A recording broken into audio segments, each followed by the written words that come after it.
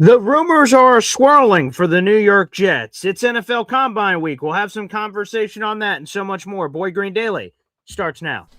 I'm going to lose my gosh-darn bananas. Boy Green Daily starts now. Zoinks! Boy Green Daily, Boy Green Daily, Boy Green Daily. Let's go!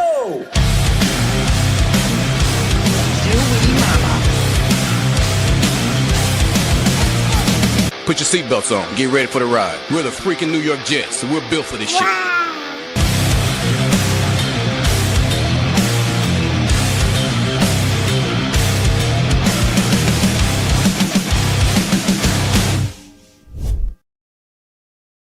What's going on, everybody? I'm Paul Eston Jr., a.k.a. Boy Green. I'm the New York Jets digital reporter for Heavy.com. Welcome to Boy Green Daily, a daily New York Jets video show, also available wherever you get your podcasts. We've got a lot to get into. It's NFL Combine Week. There are some very juicy rumors on the Jets quarterback front that we're going to sink our teeth into. But we do have a special guest joining us, and we're going to have a lot of great NFL Combine coverage this week. So before we go any further, let's go to the phone lines, baby. This man's name is Benjamin Robinson. He is the creator of Grinding the Mocks. We'll learn all about that and more here on the program. Let's bring him in right now. Good morning to Benjamin. Hi, Paul. Good morning. Hey, I'm doing great, Benjamin. Hey, by the way, how's you're out there at the Combine, correct? Yep. Yeah, definitely. People are starting to arrive. I'm sure you've been impacted by the snow in the Northeast. And so it's impacted some of the Jets travel, the Giants travel, a bunch of other teams. But people are starting to come in. It's starting to feel alive here in Indianapolis.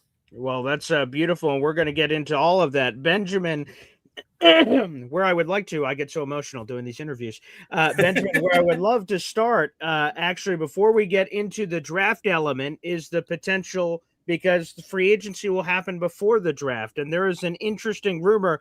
I want to go to Benjamin Solak. He was on the Rich Eisen show. We're going to play this clip and we'll react. He thinks that the Jets are going to be aggressive for one Malik Willis in free agency. Let's roll the tape. Say, I will, instead of drafting a kid, I'd rather take a flyer and see if he's my next one, or a bridge quarterback even. Like, who's going to do that? So I think the Jets, we know that Aaron Glenn likes mobile quarterbacks. They have Justin Fields there on like their veteran deal. I think you can sign Malik Willis for roughly the same deal, probably a little bit more. The Jets, the Browns, to me, are a team where Todd Monken just worked with Lamar Jackson. That's a very copy and paste offense in terms of stylistically how Willis plays and how Lamar plays. Arizona is the other team. Monty Ossenford, general manager there, was in Tennessee when Malik Willis was drafted by the Titans. So I think those three teams are going to be aggressively in on Willis, along with the Dolphins. Like I said, that Packers familiarity. And I just don't think the Dolphins have the cap to last in a bidding war if that's what this gets for Willis. And like, I don't think Willis is going to get insanely overpaid, but it is not a year to walk into the draft with a quarterback need. I can't stress that enough. And so I think Willis, if I had to go between, there's that Justin Fields deal at $20 million per year, and then the next highest deal is Baker at $30 million, excuse me. There's like a $10 million gap between those two deals. He's going to land somewhere in there, and I wouldn't be surprised if he's closer to the Baker deal. And so those are the teams to me that go in on Willis. And then if you can't get that done and you're sitting there and you don't have draft capital to move on from because you're a rebuilding team, then you have to be looking at these younger quarterback twos as your bridges into 2027 and a much better quarterback class. There you go. That is Benjamin Solak on the Rich Eisen show, also on ESPN Radio and the like. And again, as I mentioned, free agency happens before the draft, so we should start hearing some of these leaks and conversations this week, Benjamin, on where the Jets are going to go at quarterback. I will be very candid. The Malik Willis stuff scares me. He has 6 career starts, and I was intrigued by him coming out of Liberty, but 6 career starts at the NFL level, and I'm hearing this kind of money between 20 and 30 million per year. Hell, Dan Orlovsky said he thinks he's getting 40 or 50 million per year. And I'm like, good Lord have mercy. So Benjamin, what's sort of your stance? I don't know if you could go back to your draft analysis on Malik Willis and sort of what you've seen in the league so far. So Malik Willis, before Shedeur Sanders came, out and had his big draft fall in last year's class, Malik Willis was in my mock draft and big board database. So at Grinding the Mocks, we aggregate that data to come up with kind of estimates, like best analytical estimates we could come up with about where players will get drafted. Sure. And before Shedeur Sanders came, had like his big fall last year, Malik Willis was the biggest faller relative to where how high up he was that I'd ever had in my data.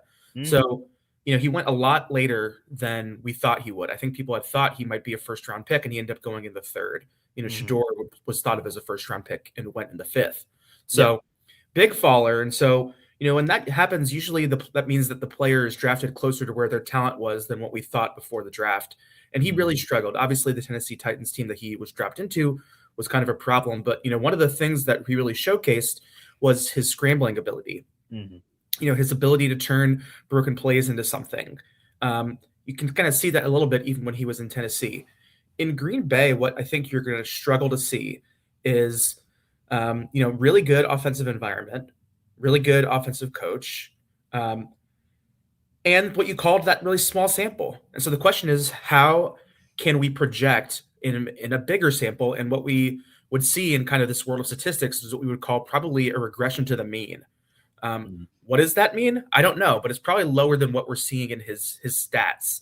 And so, I hate to say it, but it kind of reminds me a little bit of what you saw with kind of Justin Fields, where it's he has shown some ability to throw the ball, but in a smaller sample size. And, the year before Justin Fields came to the Jets, he was with the Steelers, and he also didn't play a ton. And there's a question, I think, of, did Justin Fields' draft evaluation, do people kind of lean on that? Like, oh yeah, I really liked him. He went in the top, 10, whatever of the draft. Malik Willis, not the same. I think he'll have a good market because there are teams that are desperate. I wouldn't put like the Jets front office in that route. I don't think they necessarily need to get that kind of quarterback if the goal is to kind of continue to build the team. If I was Aaron Glenn, I'd be worried regardless, as he should be coming into the season. I think he's lucky to still be the coach. But yeah, I think the Jets will probably be amongst those teams. I would think a team that would be even more desperate would be the Cardinals. I think you'd be hard. And, they have a LaFleur brother. I actually was at St. Elmo Steakhouse yesterday and saw Mike LaFleur and Nathaniel Hackett getting alongside me. Okay, nice. So they're here. They're talking to agents. That would be probably the favorite if I had to pick one. The Jets should be thinking more long-term, less short-term. Hey, real quick, did you notice Nate with a martini? He had done that a few times here in New Jersey. Any special food orders, anything you noticed out there in St. Elmo's? No, I just kept to myself. I had a nice conversation with my waiter about the Parks and Rec episode that was filmed there. Oh, that's awesome. Hey, by the way, this is curious because we'll sort of bounce around on different things. How many combines have you been to, Benjamin? So this is my 5th combine. It's kind of hard to believe. So I come out here to meet with teams to talk about using my data in their draft strategy and draft preparation process. So yeah, this is my 5th year in Indianapolis in a row for the combine. So what is social etiquette? So you just mentioned it, right? LaFleur and Nathaniel Hackett, you know who they are. They know who they are. People around are like, holy crap, that's Mike LaFleur and Nathaniel Hackett or whatever. That's just an example, of course, of a bunch of people, whether it's national media people, the Schefters, the Rappaports, the teams and everything. What's the social etiquette of just normal people walking around or people that are covering the event and you run into these people? What's your history in terms of that with how do the rules work, Ben? So, they're human beings. And so my feeling is that if you want to say something to a reporter or a general manager or a coach, it's just be nice. For the most part, I'm less interested in talking with like the reporters sometimes. Like there's some reporters that I know who cover the draft or, who I want to get to know and maybe get some of my data to them. The coaches a little bit less, but the general managers, the analytics staff that I work with, just be nice. And, if you want to say something to a coach, you can definitely say something. They're humans. And the other important thing too is that everyone's here for a job. So sometimes, the coach might be running to a meeting. Like I wanted to say hi to Mike Vrabel yesterday and he gave me the cold shoulder. He's a busy guy. That's okay. So, but yeah, it's kind of cool to be here, but you kind of got to act like you be here, but just be a nice human. People are definitely happy to talk if they have the time. Yeah, I think that's an interesting note.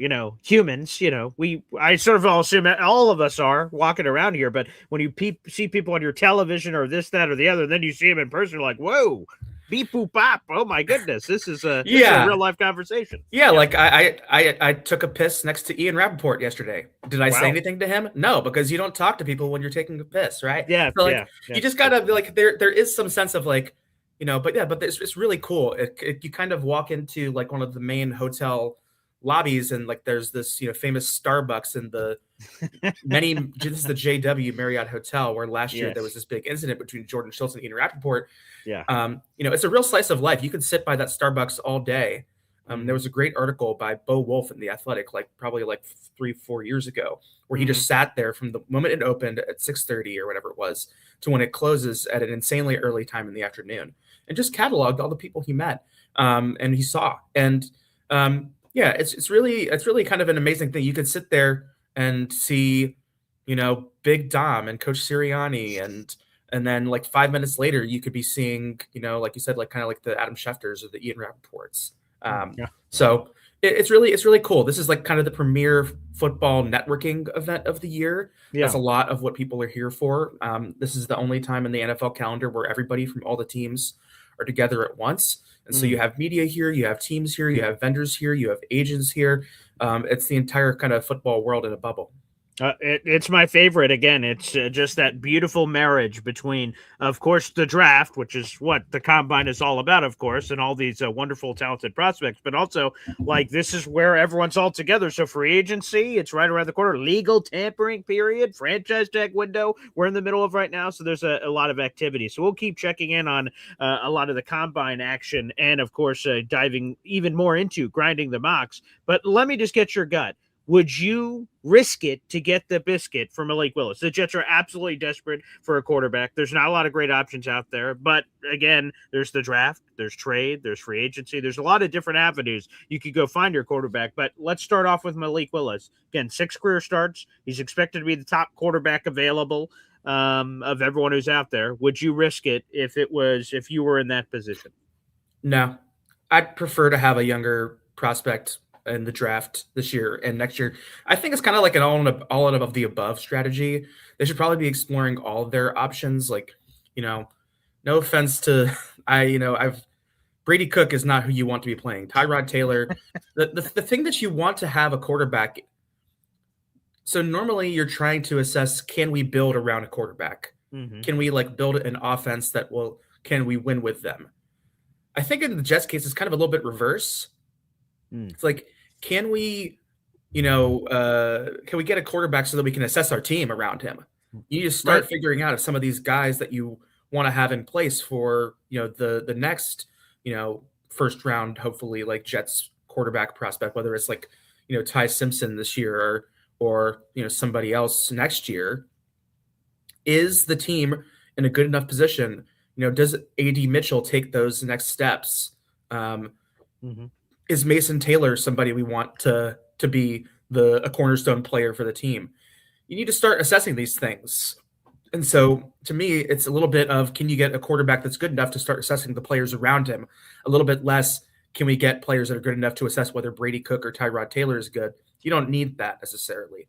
But yeah, to me, I don't know if the Jets will take a big kind of bet like they did last year with Fields. I think they might be kind of once bitten, twice shy on that.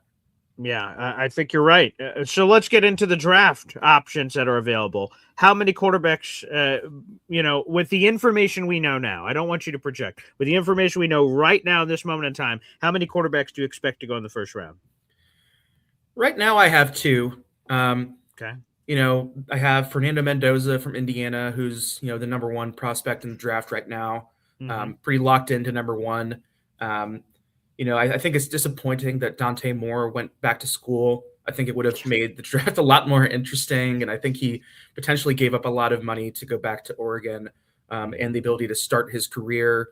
The worst case scenario of that kind of player is no offense, it's Zach Wilson, who is still getting paid millions of dollars to be a backup quarterback in the NFL. Right. Not bad. But, I have one of my girlfriend's closest childhood friends is a Jets fan. And I was telling him, hey, don't put all your eggs into the Fernando Mendoza basket. Dante Moore could be a really good consolation prize.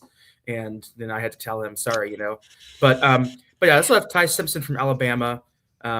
I don't think it's definitely not a sure thing.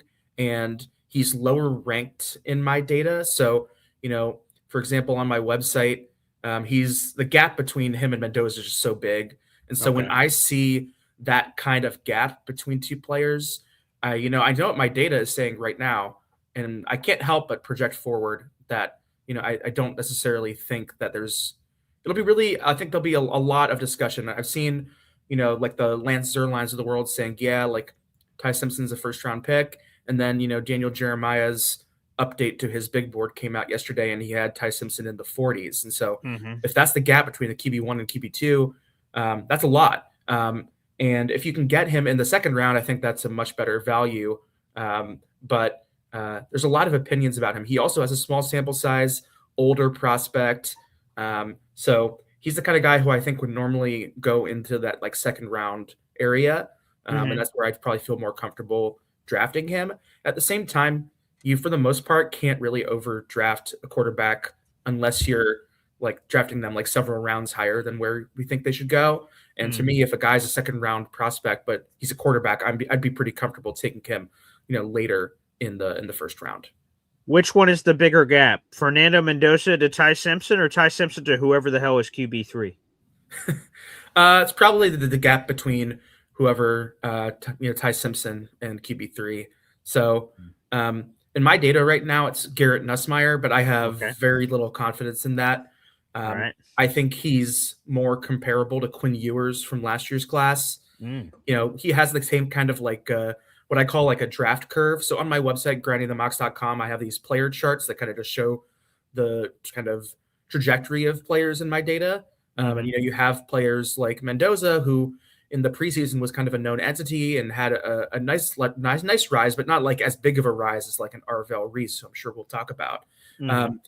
But Nussmeier was very well regarded, and then obviously with injury and underperformance, is not regarded in the same way as he was preseason.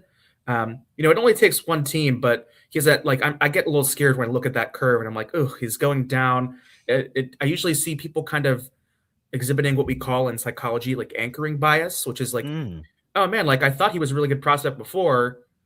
I don't know, like I kind of want to lean on what I thought a little bit more in the past than what I actually think if I were to look at him as a clean slate now, what he is. And so I see that quite often every year. People kind of, especially on like highly ranked recruits or highly ranked quarterbacks, or like players who we thought about highly in the preseason, that postseason, we struggle to kind of get off of that evaluation. And I think that's what's happening with Nuss.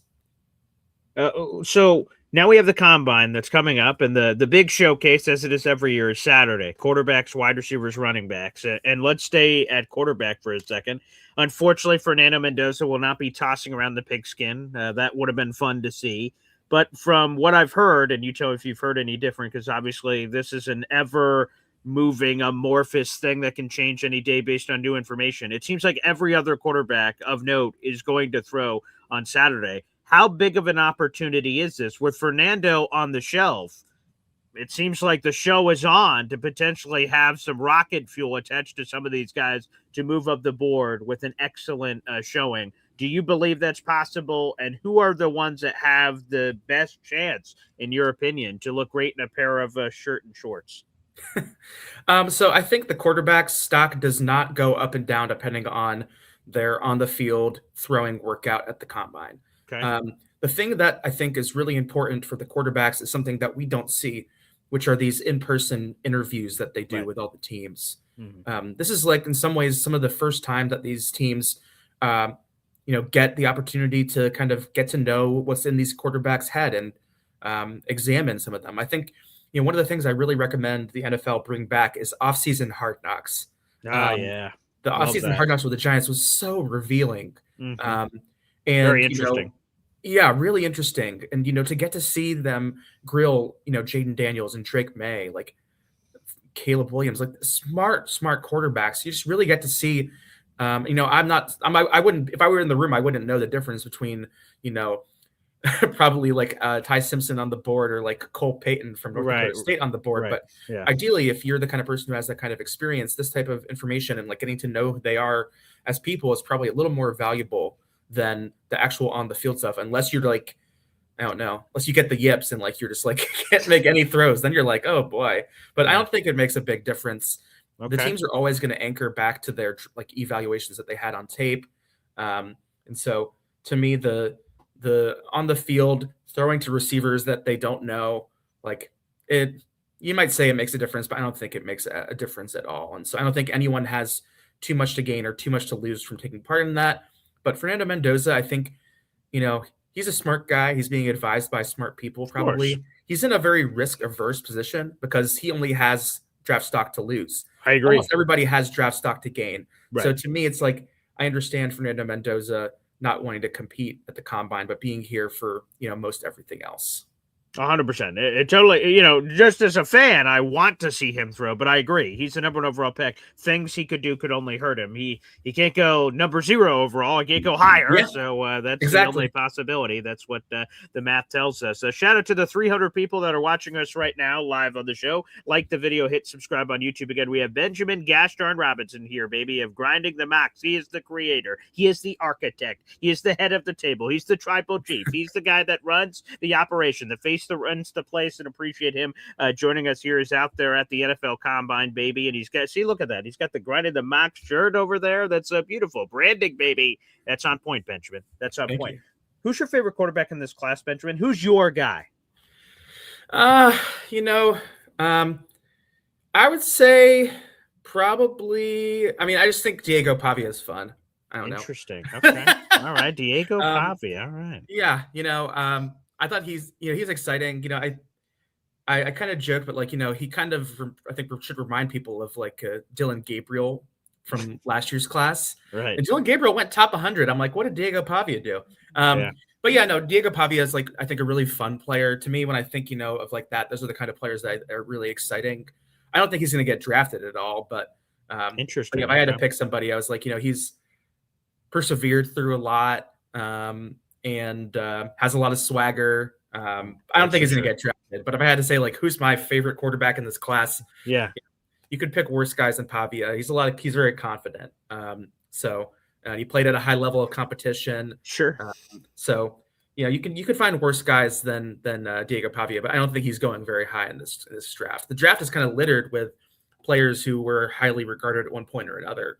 So Cade Klubnik from Clemson didn't have a great season. Drew Aller from Penn State, didn't have a great season. Carson Beck from Miami, 2 years ago, people were really excited about him. This year, he had a fine season, made the national championship.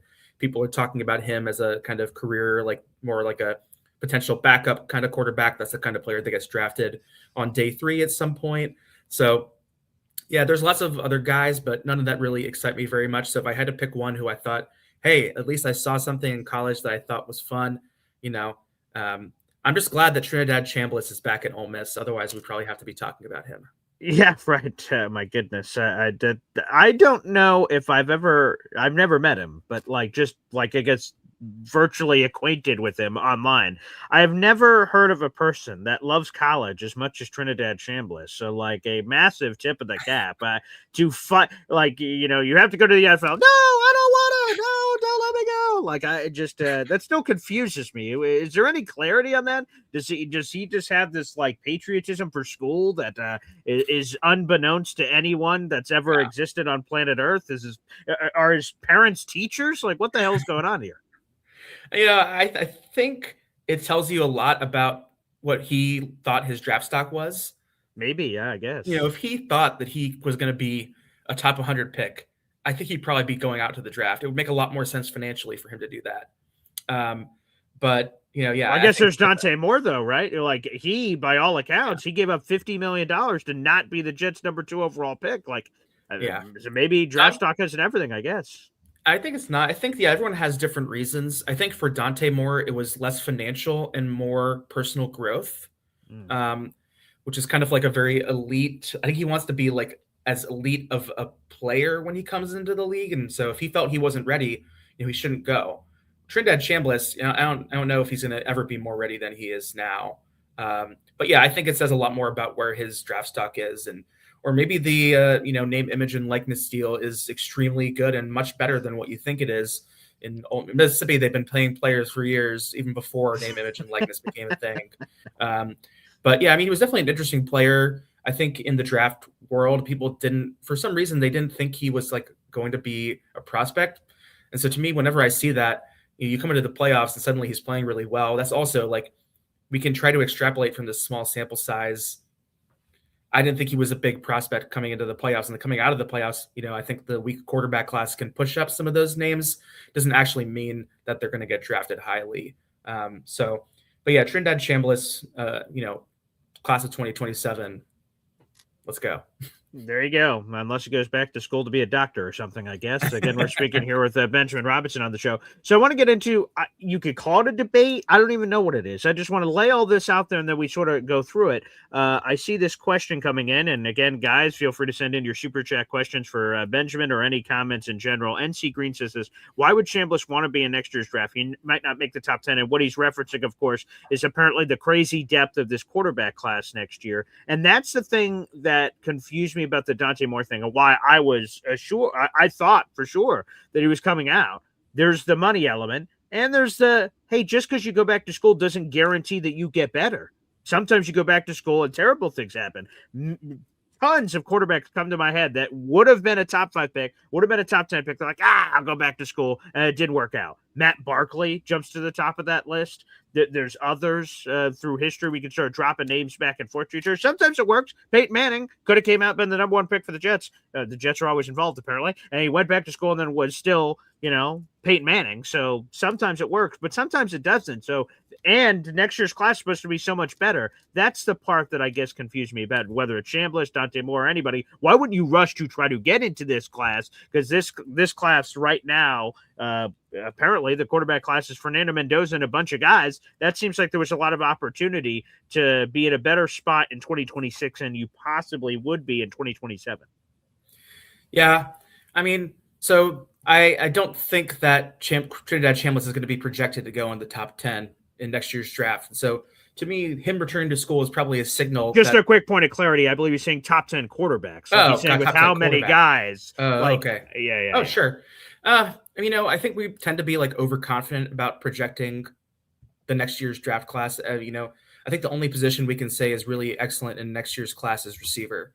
Arch Manning will probably be in the next year's class, and I expect him to be the top-rated player, top-rated quarterback.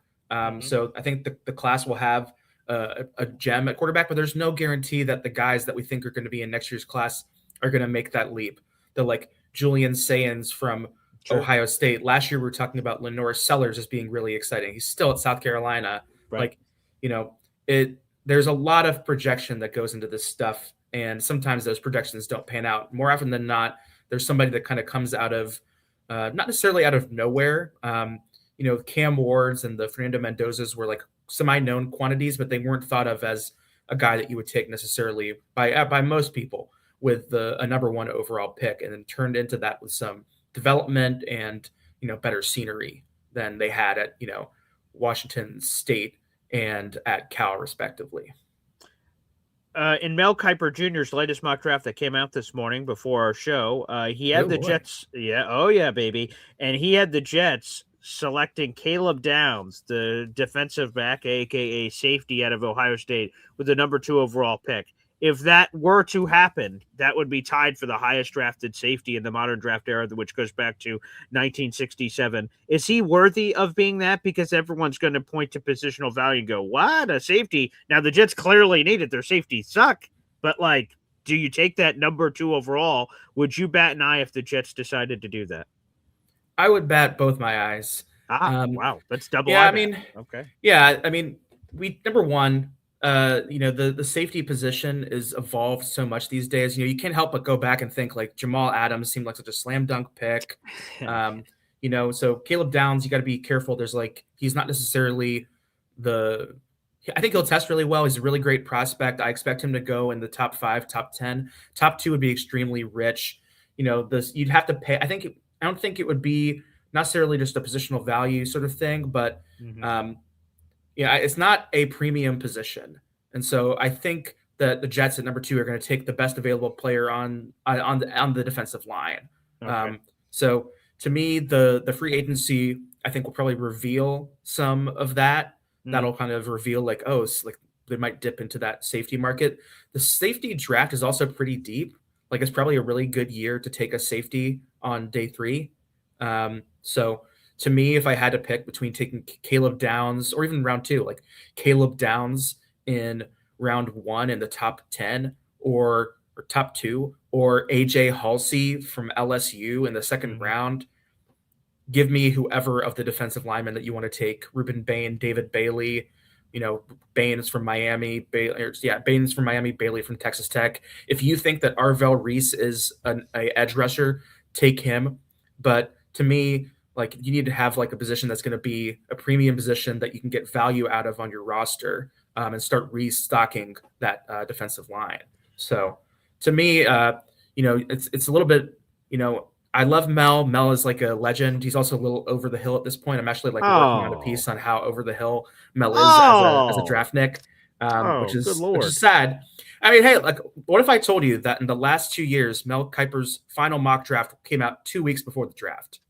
I think that kind of says it all. Oh, really? So. Wow, I didn't even realize that. But I will champion the same things you say.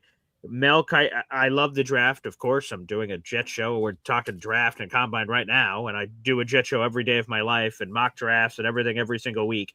And Mel Kiper is a god. I grew up on Mel Kiper, watching Mel Kiper, so I will forever have a tip of the cap, a bend the knee. I enjoy watching his draft coverage. I love the hard work that he puts in. I love his pumpkin pies and all his personality that's come out over the years. So I will continue to throw all my love to Mel Kiper. So, oh God, that's a very depressing article coming out. Oh Jesus, that's terrible. Stir the pot.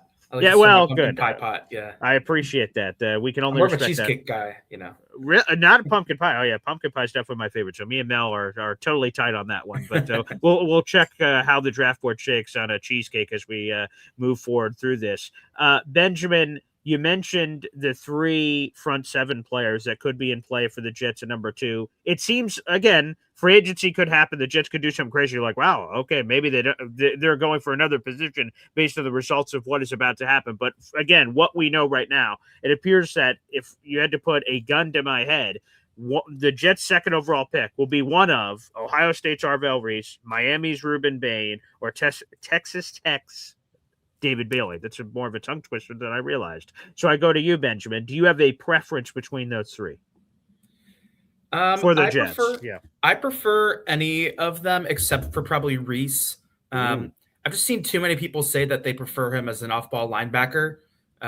So I think you saw last year that there were 2 players. We're always trying to find the uber athletic linebacker who didn't really play it very much in edge rusher, didn't play edge rusher very much in college, who we could project to be the next Micah Parsons. Kind of forget that the Cowboys. I saw you put that in quotes here for our audio only listeners. Saw that in quotes. Thank you. Quotes. Thank you. Yeah, I should do that more often. So yeah, like to me, the Arvell Reese of the world is just there's a lot of projection there, and I'd rather have the production with the opportunity to grow into elite player. So if I had to pick amongst those 3, I'd probably go with David Bailey first, Ruben Bain second, and then I would go with Reese third. I just think that I want someone who has that elite pass rush trait and production. And to me, Bailey already has that, and Bain already has that. And Reese, I kind of like, you need to see it to believe it. And I think I just wouldn't want to draft a athletic linebacker. It's kind of like leads me back to, I was talking with somebody, it's like Darren Lee, who obviously has been in a lot of trouble lately. Kind of. That too. Like, yeah. Right. Yeah. Hey, like he's this really athletic linebacker. He could do a lot of things. I'm not suggesting that the Jets should stay away from Ohio State players. There's plenty of good ones in this draft, but to me, I'd take someone, with the pedigree, who's shown what they can do, to kind of add to the war chest of really good players that the Jets have been drafting in the first rounds. I'm a huge fan of Armand Membu. Baby. I thought he was going to be. I thought he should have been picked by the Patriots, and instead the Jets wind up with him, and it's one of the better picks of the last draft. Yeah, and speak of the combine, Armand Membu's just yelling. I'm gonna have to reshare that clip to remind myself of one of the most memorable 40-yard dashes I've ever seen in my life. We'll work in some fan questions in between our conversation here, Benjamin. Ricky New York Live, appreciate Ricky chiming in. Benjamin in all caps, so it feels like yelling. Appreciate that. Have you seen anyone from the Jets contingent with anybody interesting, agents or otherwise, so far in Indy? Oh man, I think people think I have a lot more access than I do. I have not. The teams the Jets front office are still like yesterday. At least some of the lower level staffers, the more of like the analytics staffers that I work with, were still arriving. But the most teams are already here, and they don't tend to like hang out in public with these folks. Like they're meeting in like hotel rooms or suites and stuff. But it's very common for high-ranking like team executives to be meeting with agents, meeting with other people they know around the league. Sometimes late at night you'll see a reporter talking with a coach, but you're not really seeing you're not really seeing a lot of this stuff happen in public. It's very kind of behind the curtain. So. Interesting. All right. Well, thank you for that question, Ricky. And you were talking about the analytics again, grinding the mocks, which is your website again. Benjamin Robinson joining us here. Are you meeting with as a red because we're a Jet show, like the Jets analytical department, these teams analytical department to share your data and is it this is probably, I've never used this comparison before, but like Will Smith in The Pursuit of Happiness, like you're selling grinding the mocks to these people, say, yeah, here's sort of how it all works and why you should want it, or is that already established and then you're working with people? Like, how does that work, I guess? So yeah, my job here at the Combine is to sell data to teams. So, what I put on my site publicly is not very complicated math, really. But the main reason that teams want the data is so that they can create their own internal draft simulators, so that they can, when they're discussing players in draft meetings, they have, hey, we think about this player here. Where does the rest of the league think of him? And then in draft, the really powerful, one of the most like basic functions of an analytics department would be player availability. Okay, we're thinking about two different players at this pick. What's the likelihood that this player that we're interested in now is available at our next pick? Or, hey, we're getting close to where we think this guy should go. Where do we need to trade up if we want to be able to select that kind of guy? So the teams use that data for all that kind of stuff. And I meet with teams like the Jets analytics department, who's headed by Sean Clement, who's a really smart guy, and other analysts on their team, me and other vendors who are selling other products. But I'm here to meet with I work with two different NFL teams, and then I'm always looking to work with more to kind of help partners so that they have what I think is like the best in class data to support draft prep and draft strategy. Can you reveal the teams that you work with? No, I've signed non-disclosure agreements. Of course. So teams are like pretty tight-lipped. They don't want people knowing what they do, and so that makes sense. Yeah, of course. Yes. Feel free to again punt on any question that you can't answer or that I pushed too far on. So feel free to do no that. worries. So what is this like when you meet with a team and then you're presenting them your data? What does that meeting look like? You guys had St. Elmo's and you're having a steak? Is this some hotel, clandestine somewhere in a dark alley meeting? Like how does all that work? So most of these meetings that happen with vendors are usually if you're a big vendor, like Catapult or Telemetry or Teamworks or whatever, you probably would like rent a suite at a hotel for the week, and then work with teams to come in and do that. I'm not that level of vendor. Right. And so I tend to meet with teams in like the hotel lobbies. That's where most of the action is happening in the Combine, the networking and the those meetings. So all the time you just kind of grab some chairs in the hotel lobby. Teams usually know who I am and what I offer, and so some of it's just kind of clarifying that. Sometimes they're kind of like picking my brain about like how they might want to improve like their internal process. And so I try to do my best to kind of provide them with some of the things that I'm working on that they might be interested in to improve what they do. But at the end of the day, I'm trying to get them to see the vision of working with me and how it can be beneficial to them and why that partnership is something that would be worth doing for them. Like I said, is like draft availability piece is really important. Every team's general manager at some point in the draft, you'll see in some of these post-draft propaganda videos that the teams put out that I love to watch. Sure. They'll be like, hey, when was he available? And they'll be like, this is the probability. And so every team's doing that. And so what I tell people is, if every team is doing something, then you don't get a competitive advantage by also doing it. And so if you work with me, I can give you the data so that, you don't have to worry about collecting that data. It's just automatically going to come to you in a really like easy, usable and ingestible format. And you can go and do the kinds of innovative stuff that can tell you whether or not, based on the film, and because right now the hottest tools are using these kind of advanced AI computer vision tools where we look at college film and turn it into estimates of player movement, where you can actually start to get some of the same data that Next Gen Stats has in the NFL for college players, because that doesn't exist in college.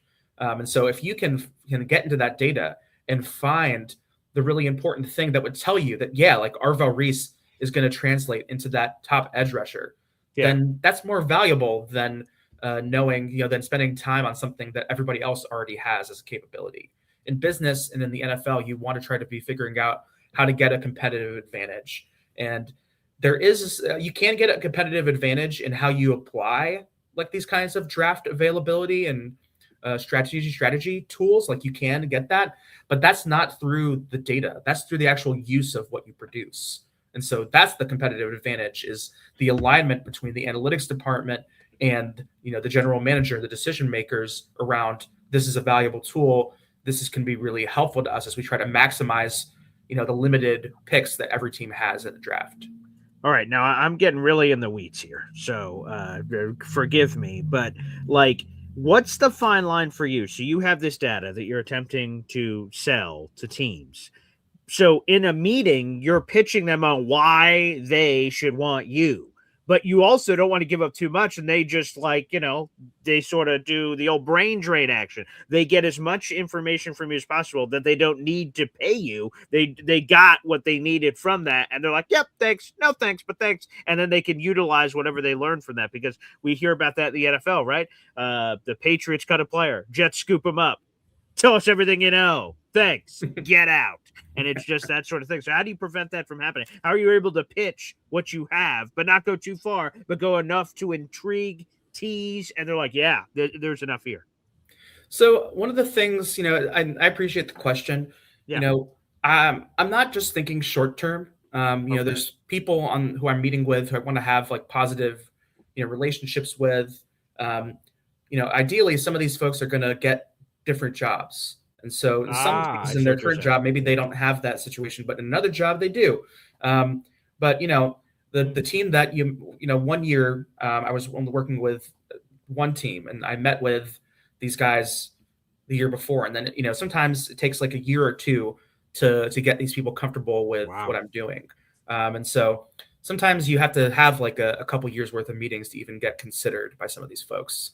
But for some teams, it's like, yeah, like, I don't know, like, it's the 5th year of meeting with you. Like, what's really going to change? And so, but yeah, I always try to keep like a positive outlook. And for the most part, the stuff that we talk about is not like revolutionary. But to me, the model that you build is less important than the data behind it. If you have if you have bad data, the model is going to produce bad results no matter how good it is. And so I try to give people the idea that you want the best data, and that's what I can offer. All right, let's go back to Jets draft, and then we can get a little bit of more love before we sign off with you here, Benjamin. Is there a case to be made for the Jets to just say, F it, we're going to take a wide receiver at 2? Everyone's saying front 7 player, front 7 player, front 7 player. I'm looking at these mock drafts. I'm not quite grinding the mocks to that level, but, I'm trying to take a general gander around, and I see that wide receivers are going 5 to the Giants, but like people go, oh, definitely not 2, but 5, sure. But so I'm like, well, if it's worth it at 5, why would it be worth it at 2? Because I use this fantasy football example all the time. You're in your favorite home league. You're picking 6th. You love a player at 12. And if you pick the player at 12 at 6, you're going to get laughed at in the room. But you also know that if you wait from 6 to the snake draft to get it back, Player at 12 ain't going to be there. So what do? Do you just take the player you're supposed to take, or do you say, screw it, I don't care what other people think, I'm going to take this player? So that weird fantasy football story takes us back to the Jets at 2. Is there any thought to just say, screw it, let's grab a pass catcher at 2, whichever wide receiver of your choice you prefer? Yeah, I mean, I think that's definitely something that they'll talk about. I think one of the things that people don't think about is when they're thinking about these mock drafts is kind of the bundles of selections that teams could have. So the idea here is that you're sacrificing the elite edge rusher for an elite wide receiver, and then maybe if you wanted to go edge rusher at your second pick, you get a different tier of edge rusher. So basically, the question is, do we want a high end pass rusher and not the top tier of receiver, but that next tier of receiver, not the Carnell Tates? But yeah, no, wide receivers, I think, is definitely in play. I think if it was going to be a number 2 overall pick and it was an offensive player, it probably would be Carnell Tate. I would hope it wouldn't be Jeremiah Love, but I think we'll see what happens. You don't like Jeremiah Love? I think the Jets are going to keep Breece Hall. Okay. Well, all right. Yeah. I don't love Jeremiah Love for the Jets. I think the last thing they need to be is throwing a very, very high draft pick at a running back. But no, I think it's definitely in play. I think that's not the consensus scenario right now. I think the consensus scenario right now is best player available on defense, given that's kind of where the strength of this class is at 2. Sure. And then you kind of, instead of taking the elite wide receiver and Carnell Tate, who, you never know, maybe something happens and he's suddenly available there. That, we've seen stuff like that happen.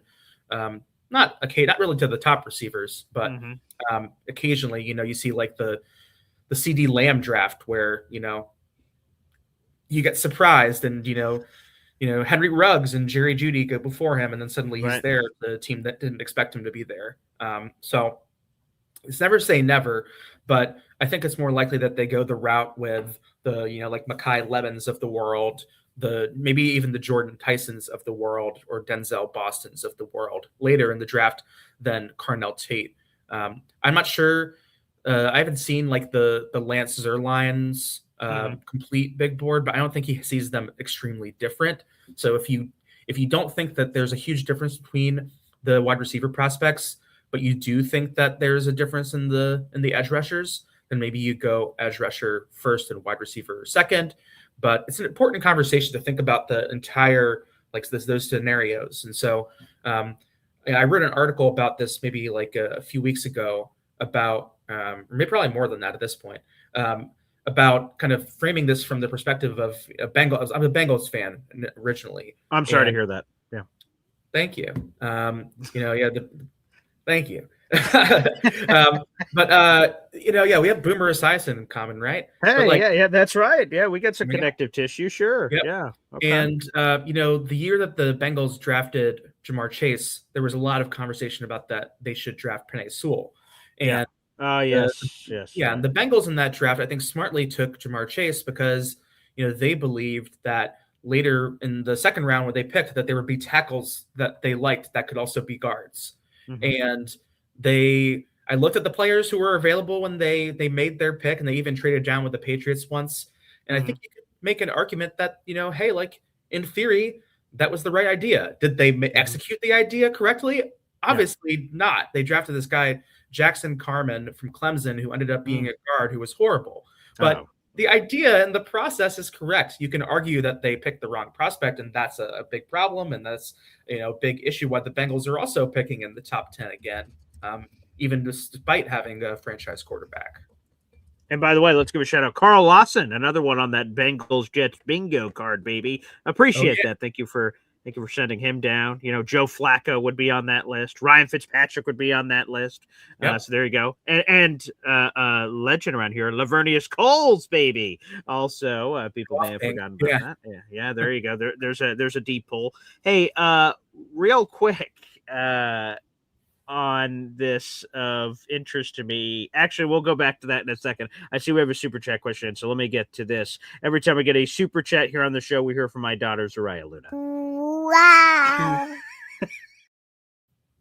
WOW indeed, Zozo. All right, let's go to NC Green. Thank you for the $5 super chat. If all the receivers are gone at 16, should we draft Kenyon Sadiq The Eric Ebron did really well scoring touchdowns with Frank Reich in Indy. And I would assume when NC Greeny's talking about this, we talk about sort of that top 3 receiver tier is sort of gone with Jordan Tyson, Carnell Tate, and oh my goodness, who's the other? Mekhi Lemon as the 3 receivers that could be gone at 16. And you just pivot and say, you know what?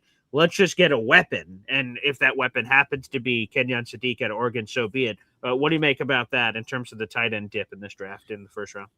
Yeah, I think Sadiq is going to perform really well at the combine this week.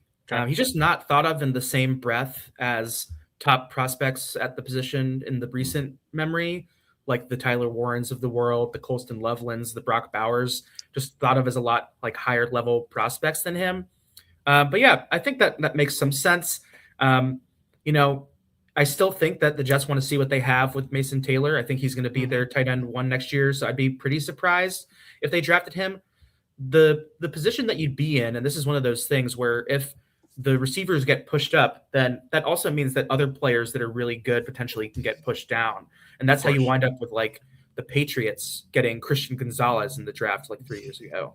So, sometimes you just got to let some of those good players that teams decide that, they want to do what you were talking about and take the 12th overall player at 6 and just say, hey, like there was a guy who was really highly regarded. He's still highly regarded, and we'll just kind of take some of those best players available. If, let's say that somehow Ruben Bain is available at 16. I'm just spitballing. But then, like, at some point, you're like, well, like that value is really strong. He's a really good prospect. You should kind of take that. So, you kind of want to stay away from like position. Like, I don't think they should be drafting another tackle this year. Obviously, But shout out to I'm originally based in the DC area. I used to live down the street from Gonzaga Prep High School, where Oli Fushanu and Caleb Williams went to school. Hey, so shout out to DC, Maryland, and Virginia. But yeah, no, to me, Sadiq, I think he'll test really well, but he's not the same level of prospect. And so at that point, I'd probably be looking at who are the players that maybe we didn't expect to be available, or maybe you try to find a trade partner at that point and move down. And the Jets should be looking towards that future and investing as much as they can in their future. Yeah, I am tantalized. I won't lie, NC Green. Kenyon Sadiq, watching him run all over the place. If you could get him and Mason Taylor together, ooh, that tickles me. I remember the question I briefly forgot. You said that you think Breece Hall is going to stay. Is that what you're hearing at the combine here, Benjamin Robinson? No, I just think that teams tend to want to keep the players that are good that they like. So yeah, I think that Breece Hall is a good enough player that he should stay with the Jets if they want him. My assumption is that they want him. I think I still believe in that, in those kind of like earlier career performances that he had. I think he still has that in him. So yeah, I think the Jets should probably end up staying. Hey, we're in the middle of it's very interesting how the timing works for everything. We're in the middle of the tag window right now. We're doing this interview with you, Benjamin, right now. It's Tuesday, the 24th. The window opened a week ago, and it closes in a week from now. So that'll be Tuesday, March 3rd. We'll see if the Jets say, tag, you're it, Breece. We will see if that is indeed the case coming in here. Benjamin, thank you so much for the generosity with your time and being there at the NFL Combine. This is a lot of fun. This certainly won't be the last time we have you on the show for sure. Take us back through Grinding the Mocks. What is it all about? You're Benjamin Robinson. You're, again, the creator of all of this. You are the guy who presses all the big shiny buttons at Grinding the Mocks. Walk us through Grinding the Mocks, please. So Grinding the Mocks originated with me and one of my best friends from college. I'm a Bengals fan. He's a Steelers fan. We love the draft. We're watching the draft. We're watching guys like, Mel Kiper Jr. and he'll be like, oh, what a steal. And, we're sitting on the couch and, hey, like what do you, it's just like relative to his own board. Like, what makes his opinion better than anybody else's? Everyone has an opinion. Mm-hmm. And so, when I see a lot of different opinions, I'm kind of always interested in, this wisdom of crowds. Like, what can we learn? And so I kind of looked around, and there really hadn't been much public work done about kind of just like taking all this data, aggregating it and putting it together and kind of seeing what you could learn. And so I did that with data from the 2018 draft. And I was like, well, there's like all these really interesting nuggets here that I think really do align with some of the things that you hear and some don't. but you can kind of quantify that. And that was always something that I was really interested in. And so I've kind of like taken it from there, and it's kind of an amazing journey to go from this idea that I had on my friend's couch in Pittsburgh, which is where where the draft is this year. I went to college at Pitt, so that's why. Oh, wow. Pittsburgh. But yeah, so it's like it's been an amazing journey to go from there to now I'm working with teams to help them with their draft preparations, and so it's really awesome. But yeah, the basic idea is we take this wisdom of crowds approach, the idea that the wisdom of the crowds aggregated can be more accurate than most analysts are on their own. Try to make sure that we're weighting the data in the right ways to make sure that we're up-weighting mock drafts that are published closer to the draft that have the best information, and then also that we're not weighting Mel Kiper Jr. too high when he's not actually that good of a predictor of what happens. Oh, the shots! God, boy, we know Mel's watching, so yeah, he is. Mel Kiper. He can find me. Okay, yeah, there you go. Benjamin Robinson again, grinding the mocks. Actually, I lied. One last question here. When you mentioned it, it's cool to hear the transformation from your couch, having a brewski, to now meeting with teams at the NFL Combine. What was the, players sometimes say, what was the welcome to the NFL moment? Like, holy crap, I've arrived. Yeah. When did you pinch yourself and go, holy crap, this idea on a couch to talking with teams? There had to have been a moment between A and Z that you went, oh my goodness, here's my welcome to the NFL. I'm meeting with and again, we could leave teams out, of course, but I'm meeting with the Jaguars. Like, this is nuts. Oh man. I think my welcome to the NFL moment in a good way was I introduced myself to a general manager and I gave him my card and he said, "Oh yeah, I've heard of you." And I'm like, "Oh yeah, that's pretty cool." I'm like, "Yeah, like I can die." Did you play it cool when that happened? So you give him the card. He's like, "Oh, I've heard of you." You just go, "Yeah, of course you have." Or did you just wow?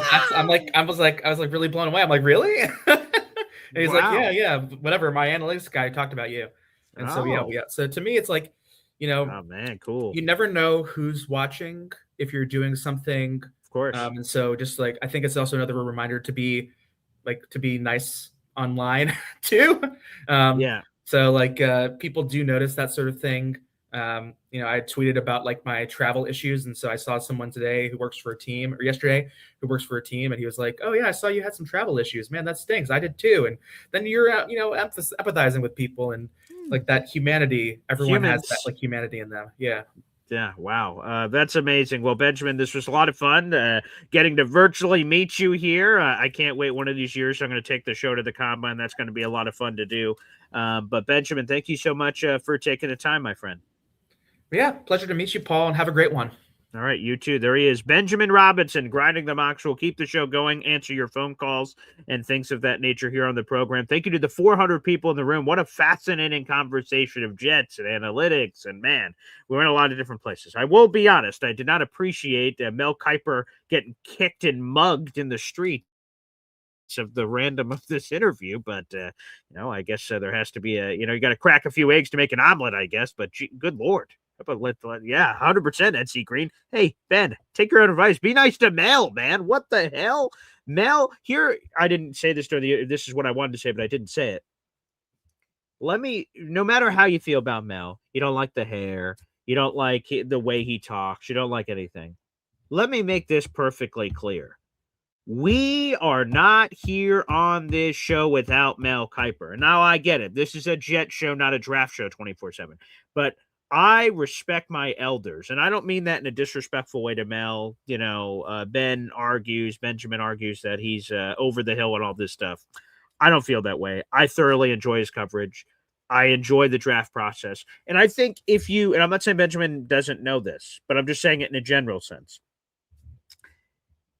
If you sort of take a step back and appreciate mock drafts for what they are, I don't read mock drafts and go, wow, this guy was the most accurate. And people track that sort of stuff, and God bless. To me, mock drafts are an educational tool. They're an educational tool. I learn about prospects. We go through mock drafts. So Mel Kiper's today, speaking of Mel Kiper, His mock draft came out today as Caleb down to 2. I like thinking about situations. Wow, so we took Caleb down to 2, and Peter Woods, by the way, the Clemson defensive tackle, was the other pick in Mel Kiper's mock that came out this morning. And I have a piece that'll drop after the show about my reaction and inside nuggets and all this other stuff about the mock. But wow, okay, we went safety and defensive tackle. Okay, that makes sense. Okay, and the next time you go wide receiver, this wide receiver, you just talk about situations and look what roster construction would look like by making those decisions. So, anywho, I appreciate Mel Kiper. I wouldn't be here doing the show without Mel Kiper. He is an absolute legend, and I know some people like him, some people don't like him. I will forever like Mel Kiper. I will forever watch his content. I will forever hold him in high regard. I hope one day, hey, speaking of bucket list items, you're welcome to the NFL moment. Doing a Mel Kiper interview on this channel, I would lose my lid. And I'm glad that you guys like him. Jet Jar said, very good guest, Sarah Benjamin. That's the first time I've ever met him. We will have another guest on the show tomorrow, Sam Bruckhouse. He's a former college football player. He now works at Sumer Sports. We'll have Lindsey Rhodes on the 11 o'clock show tomorrow morning on the MC Show Digital, former NFL Network host. So we're going to have a lot of content from the Combine, which I'm very titillated by. So again, Lindsey Rhodes tomorrow at 11. Sam Bruckhouse, he's a former college football player who now does draft coverage. He'll be joining us tomorrow morning on Boy Green Daily. So, man, it's just friggin' loaded. We'll see if we still have Nick Ferry on Thursday. He just made it to the Combine with all his crazy travels. Also today, folks, 3 o'clock, Boy Green meets Woody. Aaron Glenn and Darren Mucci speak at 1 o'clock and 1:15 today, respectively. We will hit you at 3 o'clock with our biggest takeaways from those. Will we hear about the Breece Hall situation, franchise tag or no tag, other extension opportunities, AVT, John Simpson, there's a free agency. What are we looking for in a quarterback? What the hell happened with the coaching staff? Like, man, there's a lot to unpack, and we certainly will. Shout out again to the 400 people that are watching across Twitter, Facebook, and YouTube. 130 of those 400 are watching on YouTube right now. So, folks, make sure you guys hit that like button, baby. I'd appreciate it here on the program. We also have an article in the YouTube description down below on this Malik Willis chatter. If you missed that at the beginning of the show, we have 58 likes, but over 130 people in the room. Let's do that math and let me see. Did we pass it during the show? Did we? No, we didn't. We're 1 subscriber away from 8,390, and that means we're 11 away from 8,400, according to my math. So push us over the top, baby. Let's pop some bubbly here on the show. Again, hit that subscribe button if you're watching. You join the show. Whether you get a laugh, some information. I hope this show provides a little bit of everything for you in the audience. Again, we're 11 subscribers away from 8,400 subscribers, which is insane. So make sure you guys hit that subscribe button. We'll do this. We'll take a quick HEP timeout, and we'll welcome your phone calls next. Whether you're a first-time caller or a repeat offender, you guys can be welcomed all the same. We'll have the call-in link pinned to the top of YouTube after this. 1, 2, 3. Whoa! Bugging daily, bugging daily, bugging daily. Talking Jets football, man. Bugging daily, bugging daily, bugging daily. The New York Jets Football Club. Offense, defense, special teams, watch Jets football with Boy Green. Everyone, J-E-T-S, Jets, Jets. Boy Green, bugging daily, bugging daily, bugging daily. Talking Jets football, man. All right. Boy Green, bugging daily, bugging daily, bugging daily. Nice. Offense, defense, special teams, watch Jets football with Boy Green. J-E-T-S, Jets, Jets, Jets. Let's go! You heard HEP. Let's freaking go, people. Let's freaking go. I want to address this real quick because I got this tweet in the middle of the show at me watching the show. They said, Paul, aren't you staunchly against the Jets signing Malik Willis? So why are you talking about them being aggressively in the mix? People, maybe I'm not as clear as where I need to be on this show. Maybe I'm not as clear. So let me try to address this. Folks, I'm going to be honest. I've got opinions. I've got opinions on players I want and players I don't want. But if analysts say the Jets are expected to be in the mix. Matt Lombardo, we did a video on the channel yesterday. He texted me, and I said, "Whoa, really?" I'm like, "Can we do a quick video on this?" He said, "Yes." He told me the Jets are expected to be big players for Malik Willis. I'm like, "Really? Wow, okay, that's a good nugget. Let's do a quick video on it." As I was doing the video with Matt Lombardo, I was on the Rich Eisen show late yesterday for a quick phone call, and while I was waiting on the phones, I heard Ben Solak say, "Oh, the Jets are going to be aggressive in the Malik Willis department." I'm like, "Really? Wow, what are the chances of all these nuggets?" Folks, what I try to provide on this show, if you guys are new around here, my name is Paul Eston Jr., my nickname is Boy Green.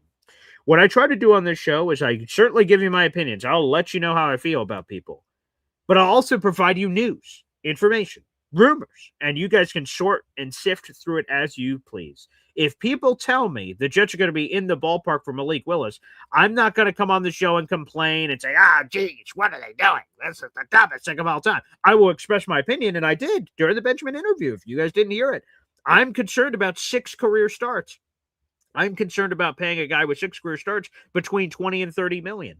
I'm concerned if Dan Orlovsky's right, we're paying between 40 and 50 million for a guy that had 6 career starts. I'm not talking about 6 starts last season. I'm talking about 6 starts in general. Like, whoa, oof, ooh, I see. So again, the point of this show is not to just, hey, my opinion is fact, and that's it, and you guys tell me I'm the greatest or get the hell out. That's not what I do at all. I welcome all kinds of different opinions. So other people have opinions or informed opinion that the Jets are going to be in on Malik Willis. If they're on Malik Willis, I'm a Jets fan. If he is a Jet, well, welcome to the party, buddy, and I'm going to get with the program. I will express my concerns, but I'll say, all right, well, he's our guy now, so let's go to war, Balake. Let's go try to do this thing. So I got that tweet in the middle of the show, and I'm like, "What the? Huh? Who? What? Did is this thing on? Click, click, click, click, click, click.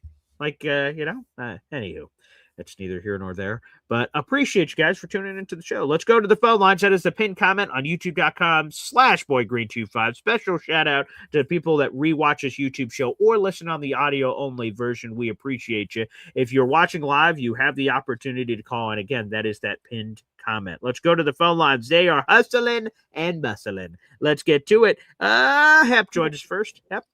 Hey, Paul. Hey, fellas. I was thinking that next year you have to go to probably either Radio Row or to the Combine. Oh, yeah.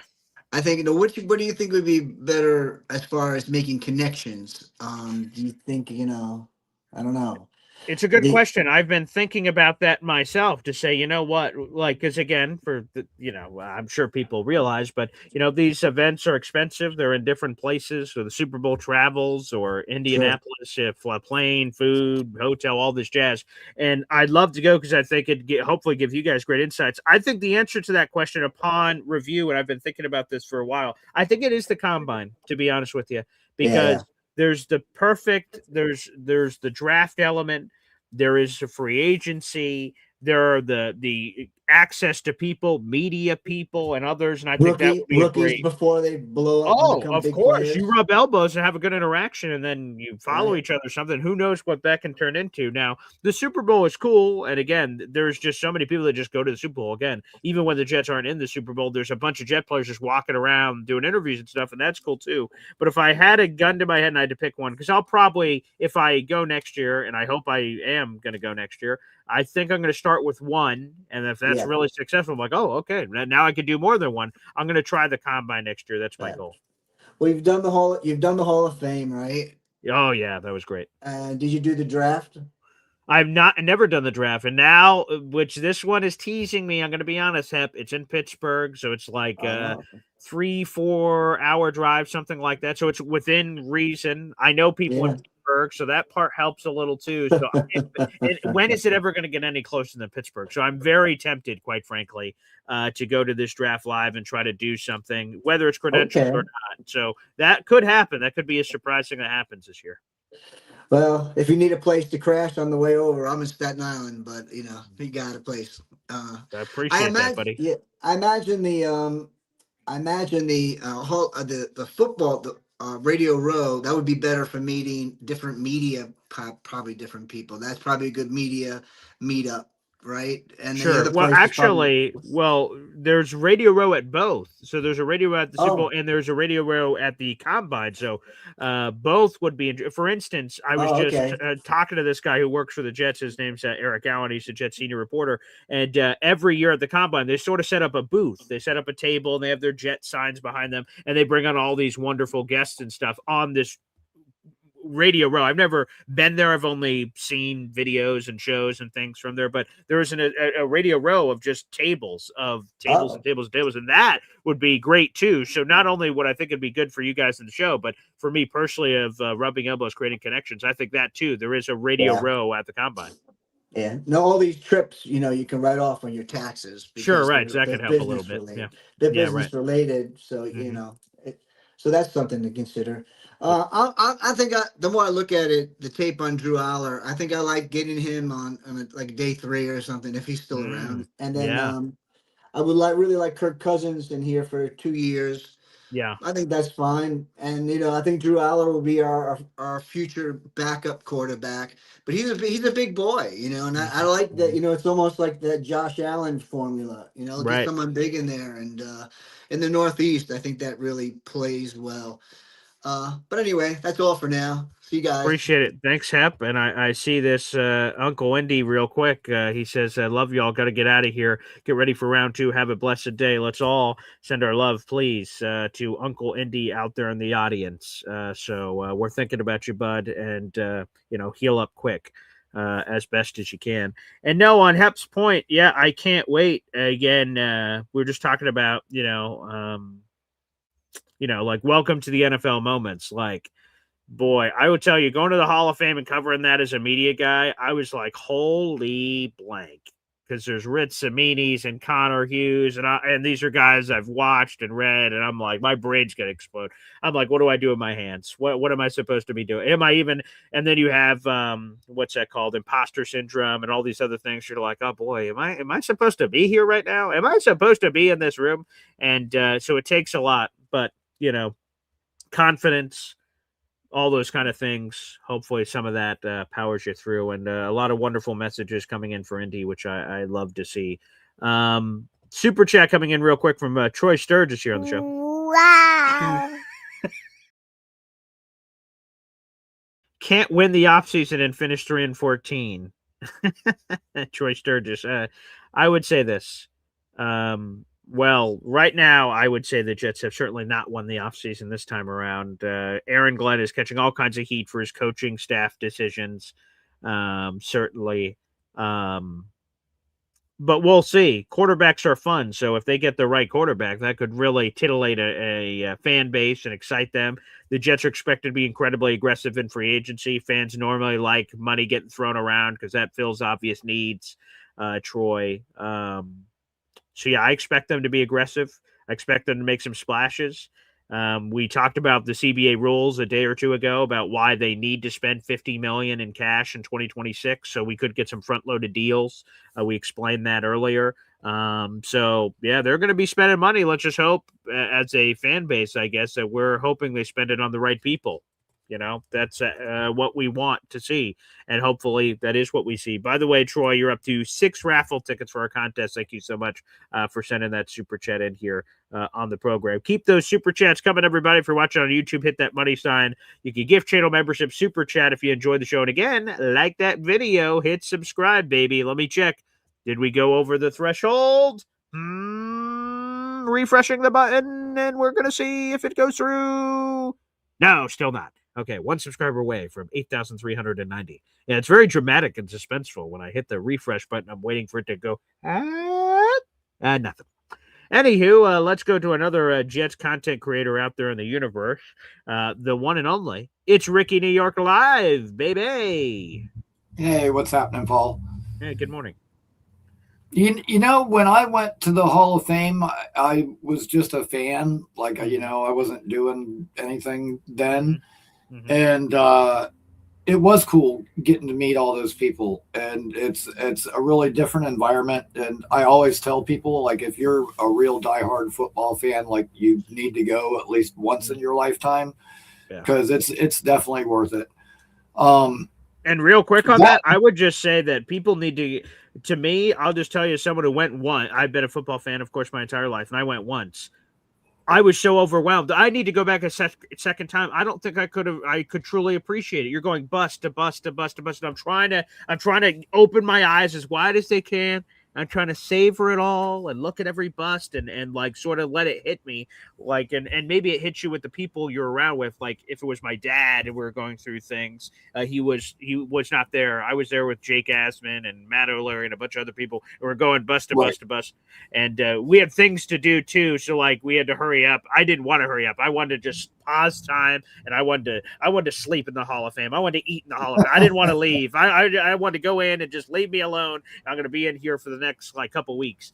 But unfortunately, there was all these things we had to do, so we couldn't be in there that long, which was too bad. But oh my God, you have to. I think I've only been once, but I think advice to other people, of course, go once, but you have to go multiple times to really savor all of the wonderful exhibits and the busts. Oh, it's breathtaking.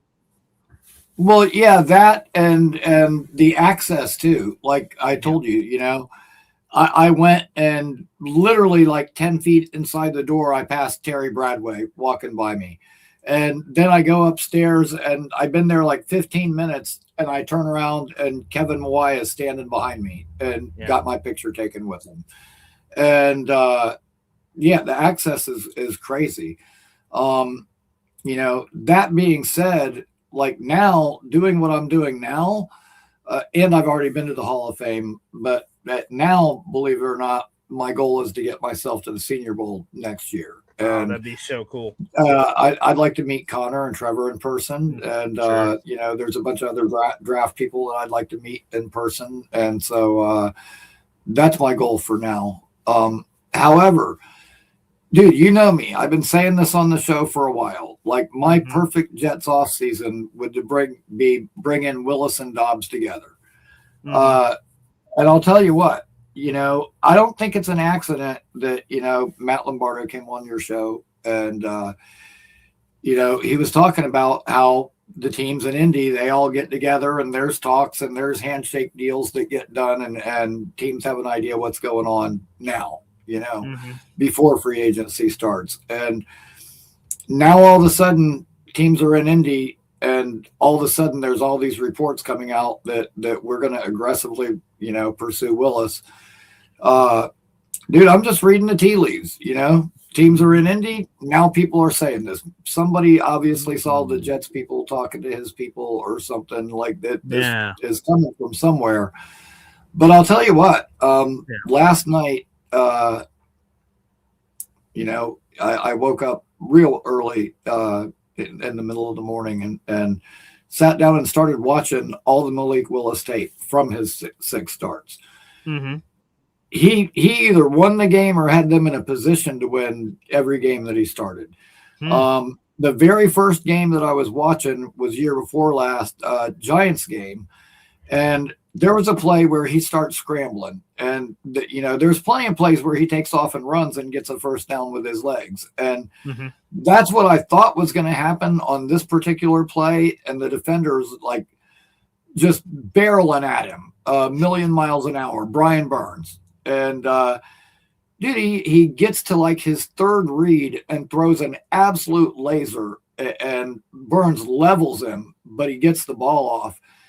And I'll tell you what, like the defender, the corner had to have heard that thing hum by his head because it went right past him and Watson caught it for the touchdown. If that corner had turned his helmet, it would have stuck him right in his ear hole. Because I mean, it was crazy. And, you know, and there were people in the chat earlier saying that Willis would be Fields all over again. Fields would have never got to his third read. And like I said, I was expecting him to take off and run, but he was still looking to throw, which I like that. There was a game against the Baltimore Ravens defense, which is a very good defense. 348 yards, 3 touchdowns. And dude, you know what? I think for one, he was in a good offense there, obviously in Green Bay, and he had some weapons to throw to. But you know, we're talking, you know, say the Jets brought in him and they brought in Dobbs, my idea. Sure, You got right. Garrett Wilson. You got Romeo Dobbs, who's a proven playmaker, not a draft pick that you hope is one, a guy that you already know is one, already has some chemistry with Willis. You've got A.D. Mitchell. You could still add a draft pick. I mean, you got Mason Taylor. Like, he's got weapons, and provided Brees stays here, it's a good situation. And people are like, oh, we got so many holes. People, even, being somewhat realistic about what we do this year and where we finish, we've got 9 picks in probably the top 50 or 55 picks over this year and next. 9. And I've done so many different mocks, and I did one kind of for an example to use for tonight's show, and everyone was different. At 16, like, it was CJ Allen. Wait. Ricky, you said tonight's show. I'm not sure I follow. What? Where? Oh, yeah. Yep. I got Ricky New York Live tonight at 8 p.m. And I should be having Nick Faria on with me to talk about some free agency. However, you better talk about that trip. Yes, I've been watching his trip on X and the 13-hour drive trying to make it to Indy. And so, I know that Aaron Glenn speaks today, obviously, and obviously he will be there for that. And Moochie, So I'm probably going to wait until that wraps up, and then I'll text him and make sure that we're still good for tonight. But I didn't want to bother him right now because he's had a long journey to get there. Hey, by the way, big salute out to Nick Faria. Big salute out real quick to Nick Faria, he said he worked like an 8 or 9 hour normal work shift of whatever he's doing, and they just went F it with the blizzard. I'm going to drive. And he got there at some time early this morning, and I saw he tweeted out that 31 hours, no sleep. Jeez, that can't be healthy, and thank God he made it. That's very dangerous. So you know what's funny? When I saw the 31 hours no sleep, I messaged him back. It was like, you know what? I did that when I went to the Hall of Fame. I drove from Tampa to Columbus, Ohio, straight through. And I tried to sleep a little bit before, but I was like so amped up and ready to go on that trip because I was looking so forward to it. And so at like 2 a.m, I just went, F it, I'm not going to be able to sleep anyway. And I jumped in the car and started driving. And, there you go. That's a spirit. Yeah, drove straight through. Probably not a good idea. Tried to do it on the way home and did not work out so well. Fell asleep somewhere in South Carolina, and the rent-a-car took a hit. But oh Jesus! Anyways, made it home safe. But that's good. Yeah. Dude, listen. Like I said, I was watching the Malik Willis tape this morning, and he's got all the traits that you want for a starter. And you know what? He's going to probably end up getting a deal similar to the Justin Fields deal. And I know people are going to go crazy when I say that, but realistically, it's probably going to be somewhere in that neighborhood. Mm-hmm. But you know what? You bring him in, and you don't bring him in as your bridge. You bring him in, and you're going to make him a starter. And you know what? You've got the next 2 years to show that you're the guy. And you know what? If he can show that he's the guy, then good. Problem solved. We need to clear something up here, Ricky. We need to clear something up here because, and even I've been wrong, right? So, on Malik Willis, okay, everyone has sort of penciled them into Miami and said, he's going to be a Dolphin. I'm like, it makes a lot of sense. Green Bay, John Eric Sullivan, Jeff Hafley. Folks, have any of you, including myself, looked at the cap situation for these teams and apparently what Malik Willis is set to command? And Ben Sholak mentioned these teams. Miami doesn't have a ton of money to spend. The other thing is the fact that, a defensive position coach is now the Dolphins head coach means a quarterback on offense that he probably never really worked with closely himself is automatically going to go there. Yeah. There seems to be a hole in the plan. Here is the cap situation. So the Jets, we all know, have $79 million. That's fourth most in the league. The Cardinals, who are one of the reported teams Sholak believes will be aggressive for them, is $39 million. So they're the next closest competition to the Jets. And then the other two teams that were mentioned are the Browns and the Dolphins. The Browns have $3.2 million in cap space. The Dolphins have $3.1 million in cap space. So like so Dolphins isn't happening.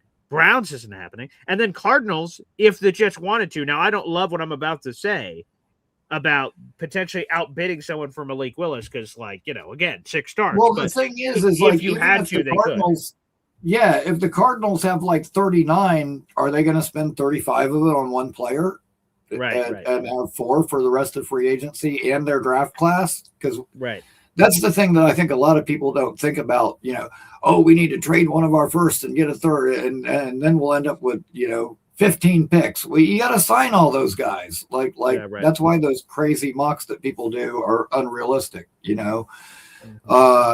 Besides, not to mention the fact that I hate it when people say that we need to trade because we don't have a third. Do we got 2 firsts and 2 seconds? That's better than 1/3. Like, what are you not getting about that? It blows me away. But, dude, I think this would be a really good investment by the Jets. And that doesn't preclude you from taking a quarterback next year. Like, I would still draft Mensa or Mayav or a guy like that next year. And that allows you to let him sit for a year. And like I said, if Willis works out long time, fine. But if not, then, you get your guy next year. Yeah, that's not a bad way to do it. Again, if you are trying to swing to win, if you're trying to swing for upside, and again, I've highlighted the negative of 6 starts, but there is an upside, obviously, to Malik Willis that, if the Jets are swinging for the fences, or why wouldn't they be with their ass on the line? You know what? But like I said, going back and watching those 6 starts, 3 of the best games that I watched was the Giants, who've got an insanely good defensive line, good defense there. The Bears, who have a good defense, and the Ravens, who had a good defense. And he took it to all of those teams. He was actually pretty impressive. So I think there's a lot of upside there. And this is a lot different. Like saying he's the best available of the free agent quarterbacks, age and upside wise. It isn't like saying it last year with Fields. Willis has gotten limited opportunities to show what he's got, and he's made the best of those opportunities. Fields had multiple opportunities to show what he could do and was always up and down and just erratic. And of course, here he kind of completely melted down mentally or whatever the hell that was. I don't know. But listen, even listening to Willis talk, I saw somebody had asked him about all the different potential places he could go, and ours was one of them mentioned. And he was like, listen, to have an opportunity to go somewhere and play anywhere in this league is an honor. And it would be a blessing to have any of those teams want me. And dude, he just seems like a good level-headed guy, but he also seems like a guy he knows this is his shot. This is his shot to step up and prove that he can be the guy. And you know what? I think it's different. It's just different because he wants to be that guy. Fields walked in and he's like, I'm the guy. They already told me I'm the guy. Like he didn't have anything to prove. This kid's got something to prove. And I think he's looking to prove it. And you know what? I'm telling you, I would be all aboard with this move. Right. If we could come out with 3 guys from free agency, it would be Willis and Dobbs and Reed Blankenship. And I would still draft a safety too. But yeah, I would as well. If I could come out of free agency with those 3 guys, I would be over the moon because I can line up the draft picks to go along with them to fill this roster out nicely. So, yeah, that's what I would say. But anyways, dude, I'll let you go and let you get to some other callers, but appreciate you as always. And, also, tell your mom thank you for the sub the other day. I appreciate that. Of course. Thanks, Ricky. You're the best, baby. Again, Ricky New York Live tonight at 8 o'clock. And shout out to Mama Imamji, who subscribed to the Ricky New York Live YouTube channel, as should all of you out there in the audience. Let me answer a question real quick, and then we'll get back to the phone lines. Oh, Yank says, how come no talk about my boy Kyle McCord, the Syracuse guy, a former Syracuse quarterback? He fits what Frank Reich wants. He's big, he's tall, decent arm. No one will be going after him. It could be at least a cheap backup. So, of course, as a Syracuse guy, I would love nothing more than to have Kyle McCord as one of the quarterback options. He signed a reserve future contract. He left the Eagles this offseason and joined the Green Bay Packers. So technically, he's under contract with the Packers. So you would have to trade for one Kyle McCord or wait for him to get cut, which may not happen until like training camp. So unfortunately, Kyle McCord is under contract with another team right now, Old Yank. I imagine that's part of the reason why there's been no chatter. I would have loved him. Of course, the Jets had a million chances to draft him. They could have signed him as an undrafted free agent. I would have loved Kyle McCord here. I would have lost my marbles about it. He's a Jets fan. The reason why he wears number 6 is Mark Sanchez. So a lot of connective tissue there. Unfortunately, like I said, he is under contract at this current moment in time. The Green Bay Packers, the 23-year-old. But hopefully we get an opportunity at some point later in the process to bring him in. All right, let's go back to the phone lines. We have 500 people now in the room. Make sure you guys like the video, hit subscribe. If you guys missed the Malik Willis conversation earlier, feel free to check it out in the YouTube description down below. All right, up next we have, look, it's Mikey. Hey, how you doing, Paul Green? Hey, I'm doing great. Good to see you, pal. You know, I was thinking what quarterback we should go after. Who's the guy that? for the Eagles. The guy for the Eagles, McKee. Oh, Tanner McKee, sure. Yeah, big, tall guy. Nice. And then could get the guy from Penn State to quarterback to let him sit down for him. Oh, Drew Aller. Oh, so you like tall guys, huh? Yeah, and then we could get the guy for Downs at defense for the Jets. Yeah, Caleb Downs, Ohio State DB. I like it. You got a good plan here, Mikey. Yeah, and then Jake Asman's going to probably meet Aaron Glenn. Then they go hug each other. Oh, that would be nice. Yeah, that would be. They are both at the combine, so hopefully they do give each other a hug. That'd be great for the Jets universe to see. Yeah, they know my brother was in the hospital and they cut up his big toe and then he's in the nursing home.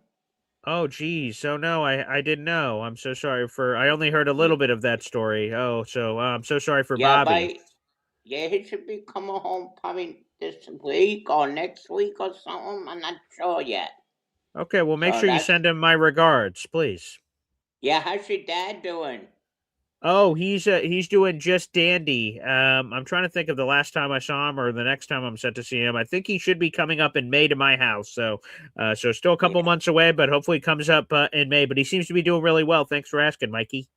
And your mom knows Ricky New York too? Apparently, yeah. Apparently he is. Where's your mom lives? Your mom lives in New York? No, New Hampshire. She lives in New Hampshire. Yeah. Yeah, my parents live in Keene, New Hampshire. My parents live in Conway, New Hampshire. Let me see how far that is. I think I've driven through. Let me see. Conway. Yeah, we should go to the Jets game together. You and your dad. Yeah. How's your family? The 2 little kids and your wife. That's right. Yeah, it's Keene Oak. Wow, it's a little further than I thought. It's like 13 hours. That's a little further than I thought. But yeah, we could try to make that happen. That'd be great. But yes, you should definitely do a Jets game. We'll be doing a Jets game this year. Yeah, and then how's your family with the 2 little babies and your wife? Yeah, your wife. Yeah. We're all doing Green. Yeah, that's right. Yeah, we're all doing great. I'm glad the kids are all good. My son's a little sick. So, we're trying to get him past that a little bit. No, that's okay. He's just a little guy. So, yeah, he's a little lethargic right now, but he'll power through it. He's a tough kid. If I heard they might be trained for Burrows, the Cincinnati quarterback. Oh, Joe Burrow. Oh, yes. Oh, sure. Yeah, that'd be cool. Yeah, it's just sign me up for some Joe Burrow action. Yeah. Yeah, I don't know. It'd probably be cheaper. He probably wants to live in Cincinnati. That's probably true. Yeah, Cincinnati stinks, so he probably definitely wants to get out of there. That's a good point. Yeah, it's always good to see you. Yes, it's good to see you too, Mikey. So you have a great day, and make sure you share to Bobby. Yeah, I got to see you, see me, but every time I'm on Jake's show, I always disappear on him. Oh, yeah, I don't know what happens there because we love seeing some of this. Jets, Jets, Jets, Jets. That's it, Mikey. You're like, yeah, you know, Allie, who on the Bobby show too. I Bobby don't Midnight think Show. so. No. Allie, he does his own show, but on Bobby's channel too. So Oh, I get cool. to talk. He likes the Jets too. He likes the Oh. Dodgers. He lives in L.A. Whoa, And you that's know an Rick interesting Kent. mix. You know Rick Kent. Of course, yes, right. Yeah, he's a good guy. I get to talk to him too. Oh, that's nice. Yeah, we have a good community here. But yeah, let's get you to a game, Mikey. That'd be great. We could all go to a game together. Yeah, actually, Dad, we can meet him. He lives in Brattleboro, right? Yeah, we have family in Brattleboro. Maybe you could pick us up and we give him gas money. We could get him gas sure. money. Yeah. We'll definitely make that happen. I can't wait, Mikey. We'll get everybody together. All right, thank you so much. I'll let you go to talk to other people. To everybody, I love hearing your show. You have a good show. Thank you, Mikey. Appreciate you, buddy. And again, one more time for Mikey. Jets, Jets, Jets, Jets.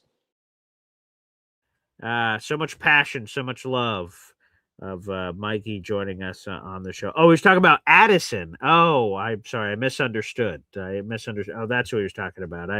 I misheard the name. So thank you, Taylor Sterling. I missed that. Whoops, sorry. Whoopsie. But yeah, Mikey's the best. Thank you for Mikey for doing that as well. There's another question here. I just wanted to answer that real quick. I thought so. Maybe not. I thought there was something. Anywho, I think I saw the question. So sorry, I was going to highlight your comment on the screen. But people asking about Aaron Glenn speaking today. Some people, I saw Yo Holmes called it word salad and other things, and some people don't think they're going to get anything out of it. I don't know. To me, any time that Aaron Glenn and Darren Muji speak, I think that's a great opportunity to learn information. So I will be combing through. So Aaron Glenn and Darren Muji both speak back-to-back, same podium, 1 o'clock and 1:15. Once one finishes, the next one comes up. I believe AG is first. And I will comb through that interview or press conference, rather, and I will listen to every answer. And I will see, is there Breece Hall nuggets? Is there quarterback nuggets? Is there anything? I'm just going to listen to it over and over and over again and see what I can comb through and take it out. Again, live at 3 o'clock, we'll go through all of my data, whatever I collect of the most interesting clips to me, and I will cover it for Heavy.com. So you guys will get a ton of articles on Heavy on Jets for reacting to the Darren Glenn, Darren Muji stuff. And I'll hopefully have a bunch of information for you guys. So I always find it fascinating. So other people can call it word salad or whatever they want. I think you can. I don't want to call it a BS meter. That sounds insulting. But like you have a meter, I think, of what is like, whoa. Well, that's your like. I feel like that's a, if I had to compliment myself in a weird way, I think what I'm very good at is listening to things and hearing things that I think, oh, wow, that's really interesting. Oh, that I'm a filter for you guys. I can listen to the press conference and filter out what I think are the most important things, and then I will then give them to you during our live 3 o'clock show. That link is already up, and we'll be live at 3 o'clock, myself and James Woody, breaking that all down. So I think there's going to be some interesting things, and again, we will find that out as we go through that process. All right, let's go back to the phone lines. Again, 500 people in the room. Like the video, hit subscribe. It is the legendary, unmistakable, often imitated, never duplicated. That is Lou B, Super Jets fan, baby. What's up, Lou? It's a great intro, boy. All right. All right. I'm working on my game. It's a combine. It's the off season. Yeah, what's going on, buddy? PG, first of all, Nick Farry is on his way to Indy. He's a Philly fan, so I hope he's stuck in traffic, actually. Sorry to say that. Sorry. I just had to get that off. It's the first thing that popped in my head when you said he was driving there. I'm sorry. That's okay. I work in Atlantic City, and I just can't stand Philly fans. I got to deal with them every day. Those bastards. And they have a lot of ammunition because our team is obviously not doing very well. But BG, I want to say, I think the two quarterbacks that we're going to end up with one of these guys as a later pick is either going to be Cole Payton or Taylor Green. I think they're both dual threats. I think it sort of makes Frank and AG happy. Like you got AG's into the running quarterback, obviously, and Frank's into the really tall quarterback, and both of these guys sort of fit that mold. And I guess like if that. you look at them, we have a quarterback coach, right? So we need someone to teach these guys. We definitely have to take a shot on one of these, some quarterback. And I think they're going to go with the guy they think they can develop and someone that can run and be tall. I think those are going to be two of the important criteria for a quarterback that we draft. And then I want to jump back into yesterday. I asked that question: how many times would David Bailey beat Membo? I love that question. That was the greatest super chat you've ever sent in this show's history. That was awesome. Okay, so why would we even think about him at 2 if our lineman, who is great, can beat him every single time? Yeah. Like, why would you use a number 2 pick on a guy that we have someone on our team that could beat him every time? No matter how great Membo is, we need this guy to be able to beat at least, let's say 50-50, right? Yeah. If we're going to draft him with a number 2 pick. Right. So I'm, obviously, I love, and I just am facing the reality that they're not going to take him at 2. Maybe. But I think that the key to really winning this is trading back and trading up. Because if we could trade back and still get one of these guys that we're talking about, I like Caleb Downs. I wish if we traded back and we're able to get Caleb Downs, that would be the steal of I don't even know what we consider. That would be a massive steal. And then trade back up with maybe some of the ammo that we possibly just traded back with. Right. Because the guys in the 10, so we trade back up. Like nobody wants to talk about trading up. All we need is more. But if we can get a Sonny Styles, Mekhi Lemon, one of these guys, or David Bailey, like with a later pick, there's so much there for our team to get somebody strong like that. I hate that our pick is 16 and not 10, but I hope we can come up and get one of these guys. I would love to get Lemon on this team. Lemon on this team would be incredible, or Carnell Tate, or one of these guys that could possibly fall. I've been watching all these mock drafts, and it's all over the place. I mean, I saw one this morning that Jeremiah Love got picked from Arizona Cardinals. I haven't seen that. Yeah. Today by a really good guy. So what do you think, PG? I think, first off, I love your idea of manipulating the draft board, moving down, moving up, and acquiring assets and controlling and making sure that we walk away with your point. You said you prefer 10 instead of 16, that we could do that and get quality players, not just get quantity, get quality. Yeah. So like, even if you move around the board, game changers, 100%, that's what we need. And you have game changers, and those are guys that move the needle, and then you fill out with free agency and get different guys in there. So I would love, in your scenario, let's say trade back to 5 with the Giants, you get Caleb Downs, and then you can move up from 16 and maybe still get our guy Jeremiah Love, and you're manipulating, or again, use Breece Hall and tag and trade to manipulate and move up the board in that way, and get another second round draft choice or third round draft choice depending on where you're moving up and around. I like that idea. The Jets should be creative. The Jets should be aggressive. They have the money to outbid people for free agents. They have the assets to outbid people draft-wise and get to the picks that they want to get to. I don't want them, of course, to overpay. There's a fine line of like giving up what you have to give up without giving up too much, but we have all kinds of needs, and I'm in love with a lot of these players I'm seeing in the top 10. I could see Jeremiah Love. I could see Caleb Downs. I could see one of these fun receivers. We talked about Jeremiah Love, Sonny Styles, the off-ball linebacker. Like, man, you look at these, and now we're just trying these different combinations. Ooh, this at 2, this at 16. Oh, wait, this at 5, this at 10. This at 6, this at 9, that you're trying all these different combinations and flavors. And boy, there's a lot of exciting results when you start going through some of these simulations of what the Jets can do to dramatically improve this team. The only thing that helps is if they start taking some offensive linemen. That's really where it can get good for us, right? If they take Ty Simpson, if they take, O-lineman, that's when it could just push down. I do see someone that always ends up there is Jordan Tyson at 16. He ends up there a lot. In most drafts, he ends up, and like you can watch all these mock drafts and watch them all the time. He ends up there a lot.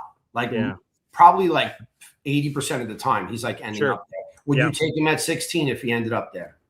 I'm scared as hell about the medical, and that's obviously something that'll be critically important for this week because Tyson, I just heard, is not going to be participating in the drills, and that's not a good sign with the most recent injury problems he's had. That was something like Drew Aller, right? He has these injury concerns from the broken ankle. Like if he looks great in the combine, that quells a lot of the concerns about medical. Jordan Tyson was entering this process with medical concerns, and now he's not participating because of medical stuff. That gives me the heebie-jeebies. So the question that the Jets will have to answer that I don't have the answer to, are the medicals clean? If the medical's clean, I am very intrigued at 16 to take him. Right? Because we compare two with your front seven player, your trade back scenario, your Caleb Downs, and then to get a pass catcher opposite of Garrett Wilson that is dynamic, and then whoever's playing quarterback is thrown to those two guys. That's a lot of fun. Another great guy in the same situation is Jeremiah McCord. Like that guy, Tennessee corner. Yeah. He's incredible, and he could drop too. He could end up there as well on 16 for sure. And I guess he's in the same boat, right? He has the injuries, but wow, and he's both of them. Tyson when he's on the field too. These guys are incredible athletes. I just wonder, if I think they're going to be there. I think they might be there. Yeah, Jamad's the one that I feel a little bit better about because his torn ACL was not January last month. It was January in 2025. So he's going to 15 months cover. Even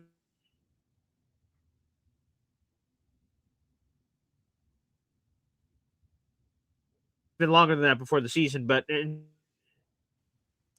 are we back? Can you hear me, Luby? I can hear you. Okay, yeah. Oh, sorry. My screen went all funky for a second there. So, Jermon McCoy, again, I think he could totally be on the board. I feel better about him because he tore his ACL in January of 2025, not 2026. He's had a lot of time to recover. I believe last time I checked that he's going to be participating at the combine. So if he is, he could quell some of those concerns, which I'm going to be very happy about. So yeah, corners in need, not a lot of people are talking about, and quite frankly, not enough people are talking about. So that could totally be in play. He's a total freak, that guy. He's on my freak list, and he's one of them. And then last but not least, Jeremiah Love. I think that trading Brees obviously is going to stop maybe KC from, wanting to draft him. But there's so many teams that could take him that we just got to get. Yeah, exactly. Come on. I'm trying to, as I was obsessed with Mendoza and had to get over that heartbreak. I am starting to trying to get over thinking that we don't get this guy. I would be sick if we don't leave this draft with him. I really hope we do, BG. This will help every quarterback that we have. This will help us score, which we need to score. This will help our fans get pumped up at games. This guy's jumping over people. And I know I've been screaming this. And there's so many people some people came on this Love train recently and some people got off of it, but it has been changing a little bit. I'll tell you this. There is not a jersey I could buy faster than the moment that Jeremiah, when Roger Goodell comes up to the podium, taps the mic, and with the blah, blah pick, the New York Jets select Notre Dame running back Jeremiah Love. I'm going to lose my shit, and I'm immediately going to NFLshop.com. Boop, boop, boop, boop, boop. Buy, pre-order. All right, let me know when the jersey number is official. Oh, my I'm going to be at the draft. Oh, yeah. I might be at the draft. I'm trying to work out some details. I was just looking at some hotels out there. I'm like, maybe not. So anyone that's going, you could stay like 20 minutes away from the draft. You don't have to stay right there. So get on Priceline and find something like there's a bunch of towns that surround the draft. You don't have to stay. The room's very close and very expensive. But if you go 20 minutes out, there's definitely. I'll send you some information on some. Oh, please. Some hotels. All right. But I'm going to the draft, and any fan that's going, please reach out. I cannot wait to go to the draft. And if we get Caleb Downs and Jeremiah Love, the two best players in this draft, oh my God! If they figure out a way to do that. Luby, if we're together in Pittsburgh and the Jets draft Jeremiah Love, I might kiss you. I'll accept the kiss on that day. Good Lord. BG. Jeremiah Love? Oh, my God. And BG, we got to go to training camp together again this year. Oh, my God. We definitely got to do one of those. 100%. That was a great event. But you guys have a good day. And keep your eye on Cole Payton. That's there you go. My dark horse. There you go. I love it. Lou B, baby, joining us here on the program. Cole Payton, of course, the North Dakota State quarterback who's been creating some buzz lately. Oh, that'd be awesome. Yes, Pittsburgh is, again, only a couple hours away from me. And my partner, Jim Lurch, was looking at hotels, and he knows a few people in Pittsburgh, and they're charging he was looking at a place that was charging like $2,000 a night. And I'm like, oh my God, good Lord. So apparently Luby's got he knows some people, so he can let me know if there's something closer, but good night. Oh my. Wow. So yeah, that'd be cool. Oh my God, if I was there live and I heard that from Goodell, oh boy, all hell would break loose. That'd be awesome. Yeah, Jamal Joseph hates that talk. For this organization, draft the running back at 2 is nuts. You guys wouldn't. Some of you may hate it on draft day, but when he's running all over the place and catching passes and doing kind of crazy stuff, you guys would jump on. We'll see. Again, that could happen potentially in a tag and trade scenario. Well, folks, this was a super fun show. Thanks, everybody, for tuning in. Thank you again to my buddy Benjamin Robinson of Grinding the Mocks. Super interesting conversation. I've never had him on the show before. So analytics, that was fascinating. Draft stuff. Again, we're going to have a lot of unique NFL Combine coverage this week, so make sure you guys tune in. Tomorrow is Sam Bruckhouse. He's a former college football player turned draft analyst, so he's going to be on from Sumer Sports. Very much looking forward to that conversation. So that'll be tomorrow morning at 7:30, of course. And then at 11 o'clock, we will have Lindsey Rhodes, formerly of the NFL Network, on our MC Show digital show, also live from the Combine. Sam Bruckhouse will also be live from the Combine as well. So it's going to be awesome. Ton of content. And like I said, later today, 3 o'clock, Boy Green meets Woody. We are going to have the Darren Muji AG press conference reaction, which I can't wait for that. Again, that'll be coming up at 3 o'clock. Guys, thank you so much for tuning in. If you could do me a huge favor, like the video on the way out. There's 130 of you in the room. Please like that video. That's how this Jet Show gets in front of other Jet fans out there in the universe. I'd really appreciate it. And if you haven't already, make sure you guys hit that subscribe button. Help us get over 8,400 subs. We're trying to make a climb to 10K, baby. That's where I want to get to. That would be awesome. So thanks, everybody, for tuning in, and we'll see you guys soon. Take care.